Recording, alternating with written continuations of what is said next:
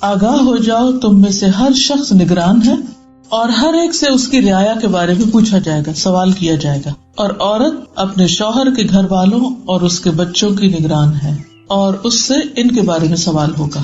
تو اس حدیث سے پتہ یہ چلتا ہے کہ ہم خواتین اپنے گھر اور بچوں کی ذمہ دار ہیں، نگران ہیں، اور ان کے بارے میں ہم سے پوچھا جائے گا کہ ہم نے اپنے بچوں کی کیسی تربیت کی اور اپنے گھر کا کیا خیال رکھا، کیا اسے ایک اسلامی گھرانہ بنایا، مسلمان گھرانہ بنایا، یا پھر اس سے غفلت برتی۔ کیونکہ قرآن مجید میں بھی اہل ایمان کو یہ حکم دیا گیا ہے، اے لوگوں جو ایمان لائے ہو، یا ایھا الذین آمنوا قوا انفسکم واہلیکم نارا، اپنے آپ کو اور اپنے گھر والوں کو آگ سے بچاؤ۔ ہم نے ہمیشہ اس دنیا میں نہیں رہنا، وقت گزرتا جا رہا ہے، عمر ڈھلتی چلی جا رہی، ہر آنے والا دن ہمیں موت سے قریب کر رہا ہے اور دنیا سے دور کر رہا ہے۔ جب سے ہم آئے ہیں اس دنیا میں اور جتنے بھی سال اور جتنے بھی دن ہم گزار چکے ہیں اس کے مقابلے میں بہت تھوڑے باقی ہیں، اور ہر روز ان میں کمی ہو رہی، اور بہت جلد وہ وقت آ جانے والا ہے جب ہم اپنے رب اللہ عز و جل کا سامنا کریں گے اور اس کو حساب دینا ہوگا۔ کس بات کا حساب؟ کہ جو کچھ اس دنیا میں دیا گیا تھا اس کے ساتھ کیا معاملہ کیا، اور جو کچھ ملا اس میں سے بھی خاص طور پر جو سب سے قیمتی چیز اولاد، اس کے ساتھ کیا کیا، اس کی کیسی تربیت کی۔ انسان جب خود مر جاتا ہے تو اس کے بعد اس کا اپنا نامہ اعمال تو ختم ہو جاتا ہے، وہ خود کچھ نہیں کر سکتا۔ تین چیزیں جو مرنے کے بعد بھی اس کو فائدہ دیتی ہیں، ان میں نمبر 1 نیک اولاد ہوتی، جو ماں باپ کے لیے دعائیں کرتی ہے تو وہ دعائیں قبول ہوتی ہیں اور آخرت میں ماں باپ کے درجے بڑھتے چلے جاتے ہیں۔ اس لیے اگر ہم اپنے لیے واقعی کچھ کمانا چاہتے ہیں تو وہ مال و دولت نہیں یا بڑے بڑے گھر نہیں، وہ نیک اولاد ہے کہ اس کی فکر ہو، اس کے لیے محنت ہو، اس کے لیے دعائیں ہو، اس کے لیے کوشش کی جائے، اور ہمارا ہم و غم یہ ہو کہ ہمارے مرنے کے بعد ہمارے بچے دین پر قائم رہیں۔ اسی لیے اللہ سبحانہ وتعالیٰ کے جو نیک بندے تھے، پیغمبر تھے، انہوں نے مرتے وقت اس بات کی فکر نہیں کی کہ پیچھے ان کے جائیداد اور پراپرٹی کا کیا ہوگا، انہوں نے یہ فکر کی کہ ہمارے بعد ہمارے بچے کس دین پر ہوں گے۔ ان کی پیروی کرتے ہوئے کیا اگر ہم غور کریں اپنی زندگی پر تو ہمیں بھی یہ فکر سب سے زیادہ ہے، جتنے بھی غم اور جتنی بھی فکریں ہیں، کیا ان میں سب سے بڑی فکر ہمیں یہ ہے کہ ہمارے مرنے کے بعد ہمارے بچے مسلمان بھی ہوں گے یا نہیں، یا پھر آگے وہ اپنے بچوں کی کیسی تربیت کریں گے، ان کو کس حال میں دنیا میں چھوڑ کر جائیں گے۔ کیونکہ اگر ہم ڈھیروں پراپرٹی بھی چھوڑتے ہیں اور بہت مال و متاع بھی اور ڈھیروں سونا، لیکن بچے بگڑ جاتے ہیں اور وہ اس سارے مال کو الٹے رستوں پہ لگاتے ہیں تو وہ الٹا اور وبال بنتا ہے۔ اس لیے بہت ضروری ہے کہ انسان اس بات کا خیال رکھے کہ وہ اپنی پرائرٹی نمبر 1، اپنی ذمہ داری نمبر 1 کو پورا کر رہا ہے یا نہیں۔ ایک گھر بنتا ہے ایک مرد اور عورت دونوں کے ملاپ سے، دونوں کی جب شادی ہوتی ہے تو دونوں کے الگ الگ رول ہوتے ہیں، مرد کی اپنی ذمہ داری ہوتی ہے، عورت کی اپنی ذمہ داری ہوتی ہے، اور دونوں ایک دوسرے سے مختلف بھی ہیں۔ مرد کی ذمہ داری کمانے کی ہے، عورت کی ذمہ داری بچے پیدا کرنے، پالنے اور ان کی تربیت کی۔ اگرچہ تربیت کی ذمہ داری مرد پر بھی ہے اور اس سے بھی پوچھا جائے گا، لیکن اس حدیث میں خاص طور پر عورتوں کو ان کی ذمہ داری بتائی جا رہی کہ وَالْمَرْأَةُ رَاعِيَةٌ عَلَىٰ أَهْلِ بَيْتِ زَوْجِهَا وَوَلَدِهِ، کہ عورت نگران ہے اپنے شوہر کے گھر والوں پر، اہل بیت زوجها وولده، اور اس کے بچوں پر، یعنی اپنے شوہر کے بچوں کی ذمہ دار۔ اب ہو کیا رہا ہے کہ عورتیں اپنی ذمہ داری یہ نہیں سمجھتی کہ انہوں نے اپنے بچوں کی اچھی تربیت کرنی ہے، وہ یہ سمجھتی ہے کہ ہماری خوش قسمتی جب ہے جب ہم مرد کا مقابلہ کر لیں اور اس کے برابر ہم بھی کوئی جاب کریں یا اس سے آگے نکلیں۔ کل ہی خاتون مجھے ملی تو کہنے لگی کہ میں جب چھوٹی تھی تو ہر وقت اپنے بھائیوں کا مقابلہ کرتی تھی اور یہ کہتی تھی کہ جو کچھ میرے بھائی کرتے ہیں وہ سب مجھے کرنے کی اجازت دی جائے۔ حالانکہ اللہ سبحانہ وتعالیٰ نے عورت کو ایک الگ چیز پیدا کیا، عورت عورت ہے، مرد مرد ہے۔ کوا چلا ہنس کی چال تو اپنی بھی بھول گیا۔ تو اگر کوئی عورت مرد بننا چاہے گی تو وہ اپنی ذمہ داری صحیح طور پر ادا نہیں کر سکے گی۔ تو میں نے کہا پھر کیا ہوا؟ کہتی کہ اس وقت میرے ماں باپ جو تھے وہ بات سن لیتے تھے اور میں نے جو کچھ کرنا چاہا انہوں نے مجھے کرنے دیا۔ کہتے اس کے بعد شادی ہوئی تو شادی کے بعد میں نے شوہر کا مقابلہ شروع کر دیا اور میں نے کہا کہ میں اپنے آپ کو پروو کر کے دکھاؤں گی اور میں اس سے آگے نکلوں گی، اور کہتی میں یہ دعا مانگتی تھی کہ اللہ میں اپنے شوہر سے زیادہ کماؤں۔ کہتی کچھ دن کے بعد میرے شوہر کی جاب چلی گئی۔ اب کہتی ہے کہ میں اتنی پریشان ہوئی کہ میں تو کما رہی تھی بہت، لیکن باہر کا بھی سارا کام مجھ پہ تھا اور گھر کا بھی سارا کام مجھ پہ۔ تو اس پاور میں یا اس اختیار میں یا اس خوشی میں کہ میں شوہر سے زیادہ کماتی ہوں یا میری جاب ہے اور شوہر کی نہیں ہے، تھوڑی سی عقل کے ساتھ اگر انسان سوچے تو اس میں کون سی خوشی کی بات ہے اور کون سی راحت کی بات ہے، کون سے آرام کی بات ہے، کون سے سکھ کی بات ہے کہ عورت گھر سے باہر بھی تھکے اور پھر گھر آ کر بھی تھکے اور بچے بھی پیدا کرے، اور اگر بچے پیدا نہیں کر رہی تو ہر مہینے کی تکلیف سے گزرے اور اس کے اوپر موڈ سوئنگز بھی آئیں اور پھر طرح طرح کی مشقتیں بھی اس پر پڑے. تو یہ کوئی عقل مندی کی بات نہیں ہے کہ عورت مرد کا مقابلہ کرے اور یہ ثابت کرے کہ میں مرد سے زیادہ کماتی ہوں تو میری بات مانی جائے اور مجھے سب کچھ تسلیم کر لیا جائے. یاد رکھیے کہ ہر جگہ جہاں انسان کا اختیار زیادہ ہو جاتا ہے، پاور زیادہ ہو جاتی ہے، وہاں ذمہ داری بھی زیادہ ہو جاتی ہے، اس کا کام بھی زیادہ بڑھ جاتا ہے. اور پھر ایک وقت ہوتا ہے کہ انسان بہت سے کام کر لیتا ہے، یعنی عورتیں مرد بن کے بھی گزارا کر لیتی ہیں، لیکن پھر ایک وقت آتا ہے کہ وہ اس چیز کی طاقت نہیں پاتی جس کی اللہ نے اس کو دی نہیں. اور ویسے بھی جو مرد ہوتا ہے اس کو عورت چاہیے ہوتی ہے بیوی کے طور پر، مرد نہیں چاہیے ہوتا، اللہ یہ کہ کسی کی فطرت بالکل ہی بگڑ چکی ہو. ورنہ عورت کی خوشی عورت ہونے میں ہے.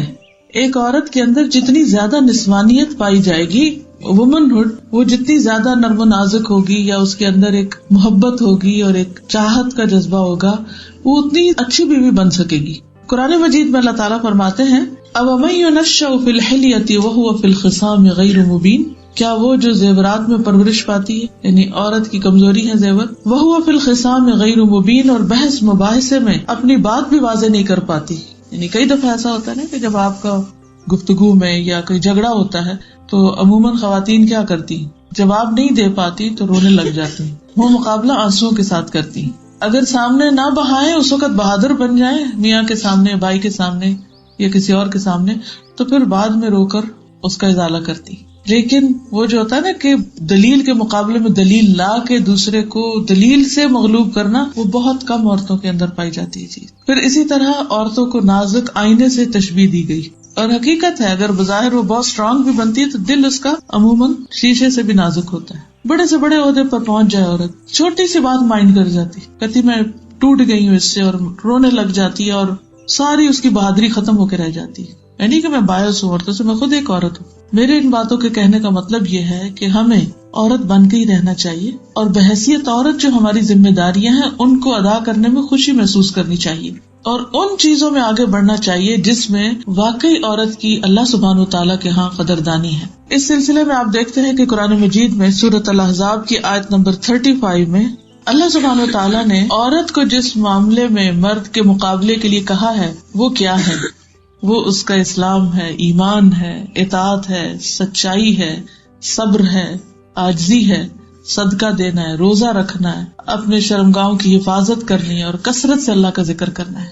ان چیزوں میں اگر کوئی عورت مرد کے ساتھ برابری میں یا اس سے آگے نکلتی ہے تو اس کا اجر اتنا ہی بڑا ہے. یہ ہے وہ میدان جہاں ترقی کرنی چاہیے.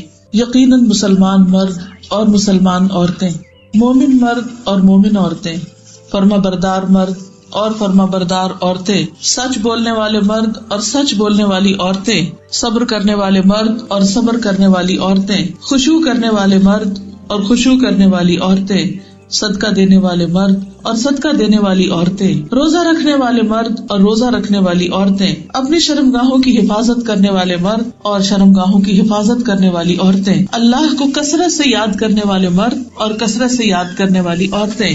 ان سب کے لیے اللہ نے بخشش اور بہت بڑا اجر تیار کر رکھا ہے. اگر ہم بڑے درجے چاہتے ہیں، بڑا ہونا چاہتے ہیں، تو ان کوالٹیز میں بڑے ہوں، اسلام میں پورے کے پورے داخل ہوں، فرما برداری کی حد کر دیں، اپنے ایمان میں اضافہ کریں، اللہ تعالیٰ کی بات ماننے میں آگے نکلے، سچ بولنے میں دوسرے سے آگے ہوں، صبر کرنے میں، خشوع و خضوع اختیار کرنے میں، عاجزی اختیار کرنے میں، صدقہ دینے میں، روزہ رکھنے میں. یہ ہے مقابلے کی راہیں. یہاں دیکھا جائے گا کہ واقعی کون عورت مرد کے مقابلے میں آگے ہے. اور پھر اپنی شرم و حیا کی حفاظت اور کثرت سے اللہ کا ذکر، اٹھتے بیٹھتے چلتے پھرتے. عقل مند لوگ وہ ہیں الذین یذکرون اللہ قیاما وقعودا وعلی جنوبہم ویتفکرون فی خلق السماوات والارض. کون ہے عقل مند؟ جو کھڑے، قیام، قعود، بیٹھے اور لیٹے اللہ کو یاد کرتے رہتے ہیں، ہر حال میں اللہ سبحانہ وتعالیٰ کا ذکر کرتے رہتے ہیں. اور کائنات کی تخلیق میں غور و فکر کرتے رہتے ہیں، کیونکہ جتنی بھی نشانیاں ہیں آسمان میں اور زمین میں، یہ سب انسان کو اللہ سبحانہ وتعالیٰ کے قریب کرتی ہے. اس سے انسان کے اندر اللہ تعالیٰ کی محبت پیدا ہوتی ہے. تو وہاں جب ترازو میں یعنی قیامت کے دن میزان میں جب اعمال تولے جائیں گے تو وہ وہی ہوں گے جو دنیا میں ہم نے کیے ہوں گے. جیسے حدیث قدسی میں آتا ہے کہ اے لوگو، یہ تمہارے اعمال ہیں جن کو میں تمہارے لیے گن گن کے رکھ رہا ہوں. ایک ایک چیز کاؤنٹ ہو رہی ہے اور محفوظ کر کے رکھ رہا ہوں اور تمہیں اسی طرح لوٹاؤں گا. تو جو کچھ بھی ہم کرتے ہیں وہ اللہ سبحانہ وتعالیٰ کے ہاں محفوظ ہو رہا ہے اور قیامت کے دن واپس دیا جانے والا ہے، ایک نیکی 10 کے برابر کر کے. تو جس چیز میں ہمیں مردوں کا مقابلہ کرنا چاہیے وہ کیا ہے؟ نیکیاں، اچھے کام. لیکن عام طور پر اس معاملے میں ہم یہ دیکھتے ہیں شوہر نماز نہیں پڑھتا تو چلو میں بھی نہیں پڑھتی، اب کیا کرے، گھر کا ماحول ہی نہیں. وہ روزے کے لیے نہیں اٹھتا تو میں کیسے روزہ رکھوں، وہ مجھے کچھ دیتا نہیں صدقہ کرنے کے لیے تو میں کہاں سے صدقہ کروں، وغیرہ وغیرہ. نیکی کے کاموں کو، اپنے دین کو مردوں کے حوالے کر دیتے ہیں اور بہت سی چیزوں میں ہم کہتے ہیں وہ ہمیں اجازت ہی نہیں دیتے، جبکہ دین کے معاملے میں ہمیں ان سے آگے نکلنے کی فکر کرنی چاہیے. اور اعمال کے لحاظ سے اور پھر ان کے اجر و ثواب کے لحاظ سے عورتیں مردوں سے پیچھے نہیں بلکہ آگے بھی نکل سکتی ہیں. سورۃ آل عمران 195 میں اللہ تعالیٰ فرماتے ہیں فاستجاب لهم ربهم انی لا اضیع عمل عامل منکم من ذکر او انثی بعضکم من بعض. سو ان کے پروردگار نے ان کی دعا قبول کرتے ہوئے فرمایا، میں کسی عمل کرنے والے کے عمل کو خواہ وہ مرد ہو یا عورت ضائع نہیں کروں گا، کیونکہ تم دونوں ایک دوسرے کا حصہ ہو. نہ کوئی عورت اکیلی کچھ کر سکتی ہے اور نہ ہی مرد. بچوں کی پیدائش میں بھی دونوں کا حصہ، پھر پالنے میں بھی اور پھر باقی چیزوں میں بھی. پھر اسی طرح عورت کو اگر آخرت میں بلند مقام چاہیے تو اسے دیکھنا ہوگا کہ اسے دنیا میں کیا کیا کرنا ہے. کچھ چیزیں اس کی اپنی ذاتی زندگی سے متعلق ہے اور کچھ چیزیں اس کے دائرہ کار سے متعلق ہے. سب سے پہلی چیز ایمان ہے، کیونکہ سب سے افضل عمل، سب سے بہترین عمل اللہ اور اس کے رسول پر ایمان لانا ہے، توحید اختیار کرنا ہے. اگر کوئی عورت توحید نہیں اختیار کرتی، شرک کرتی، اور عورتوں کے شرک عام طور پر کیا ہے؟ جادو ٹونے ٹوٹکے اس طرح کے کام کرنا. تو اگر کوئی عورت شرک کرتی ہے تو اس کے سارے نیک عمل برباد ہو جائیں گے. اس لیے سب سے پہلی فکر ایمان کی ہونی چاہیے کہ وہ کس درجے کا ہے. جیسے حضرت ہاجرہ کا ایمان تھا، حضرت آسیہ کا ایمان تھا. سب جانتے نا فرعون بہت ہی ظالم تھا اور اس نے اپنی بیوی کے ہاتھوں میں کیل ٹھکوا دیے تھے، اتنا ظالم تھا. لیکن پھر بھی وہ اپنے ایمان سے باز نہیں آئی، ایمان نہیں چھوڑا انہوں نے. جب دنیا کی زندگی تنگ ہو گئی تو انہوں نے دعا کی، رب ابنی لی عندک بیتا فی الجنہ، اللہ میرے لیے جنت میں اپنے پاس ایک گھر بنا دے. ونجنی من فرعون وعملہ، مجھے فرعون اور اس کے اس عمل سے نجات دے، یعنی جو سزا دینے کا عمل ہے. ونجنی من القوم الظالمین، اور مجھے ظالم قوم سے بھی نجات دے. تو حدیث میں آتا ہے کہ ان کے سامنے سے ایک پردہ ہٹا کر ان کو جنت کا گھر دکھا دیا گیا وہاں کہ تم نے جو مانگا وہ قبول ہو گیا. اس طرح اللہ سبحانہ وتعالیٰ بندوں کی قدردانی کرتے ہیں. حضرت ہاجرہ ایک دودھ پیتے بچے کو لے کر ایک تپتے صحرا میں، ایک تپتے پہاڑی علاقے میں جہاں چاروں طرف کوئی سبزہ نہیں تھا، پانی نہیں تھا، کوئی تیسرا انسان نہیں تھا، صرف اللہ کے حکم سے وہاں پر ٹک گئی. ابراہیم علیہ السلام ان کو لے کر آئے اور کہا کہ اب تم لوگ یہاں رہو گے. تم نے کہا کہ آپ ہمیں کہاں چھوڑ کے جا رہے ہیں، یہ کون سی جگہ ہے؟ سوچئے کبھی آپ کو شوہر آپ کو لے جائے کسی جنگل میں اور کہ تم ادھر رہو میں جا رہا ہوں واپس، تو اس وقت کی کیفیت کیا ہوگی؟ ہمارے شوہر تو مسجد جائیں تو ہم بڑبڑانے لگتے ہیں، یہ کیا ہر وقت مسجد مسجد. وہ دین کے کام میں جائیں تو عورتیں ناراض ہونے لگتی، وہ کسی جاب پر جائیں تو اس پر پریشان کرتی، میرے لیے تو کوئی ٹائم ہی نہیں. تو یہاں ابراہیم علیہ السلام اللہ کے حکم سے ان کو چھوڑ کے جا رہے ہیں. تو انہوں نے کئی دفعہ یہ سوال دہرایا کہ آپ ہمیں کہاں چھوڑ کے جا رہے ہیں، لیکن ابراہیم علیہ السلام دیکھتے بھی نہیں تھے. حدیث میں آتا ہے کہ کیوں نہیں دیکھتے تھے کہ پھر ان کا دل چھوٹا ہو جائے گا. چھوٹا سا پیارا بچہ جو 100 سال کے بعد ملا ان کو، اس کو چھوڑ رہے ہیں. ان کے لیے بھی تو آسان نہیں تھا، اگر بیوی کے لیے مشکل تھا تو میاں کے لیے بھی بڑا مشکل تھا. تو ان کو دیکھ نہیں رہے تھے. تو آخر ہاجرہ نے خود ہی پوچھا، اللہ ہمارا کا بحاظہ، کیا اللہ نے آپ کو اس کا حکم دیا ہے؟ اللہ تعالیٰ نے آپ کو یہ کہا، کیونکہ ان کو پتا تھا کہ میرا شوہر اللہ کے ہر حکم کی پابندی کرتا ہے اور وہ اس کے بغیر کچھ نہیں کرتا، یہ ضرور کوئی ایسا ہی ماجرا ہے. تو ابراہیم علیہ السلام نے فرمایا کہ ہاں اللہ کا حکم ہے. تو اس پر وہ فوراً بول اٹھی، پھر اللہ تعالیٰ ہمیں ضائع نہیں کرے گا. تو واپس آ گئی. پیچھے جا رہی تھی ان کے نا، وہ جب جا رہے تھے پیچھے پیچھے جا رہی تھی، کدھر چھوڑ کے جا رہے ہیں. کتنا جذباتی لمحہ ہوگا، کتنا مشکل وقت ہوگا، کتنے صبر کے ساتھ وہ پیچھے رہی.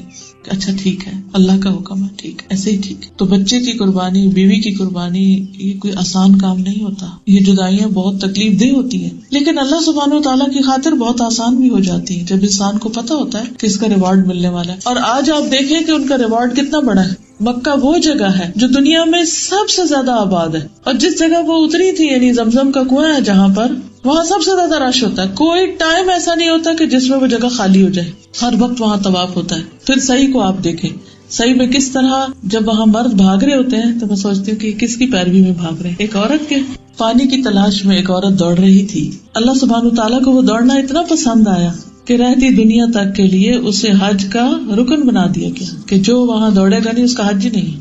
ایسا نہیں ہوتا کہ اللہ سبحانہ وتعالیٰ کسی کو کسی امتحان میں ڈالے اور وہ اس پر راضی ہو جائے اور پھر بھی اللہ تعالیٰ کی وہ اطاعت کرتا رہے تو اللہ تعالیٰ اس کو یوں ہی تنہا چھوڑ دے. کبھی بھی نہیں، اس کا اجر مارا نہیں جاتا.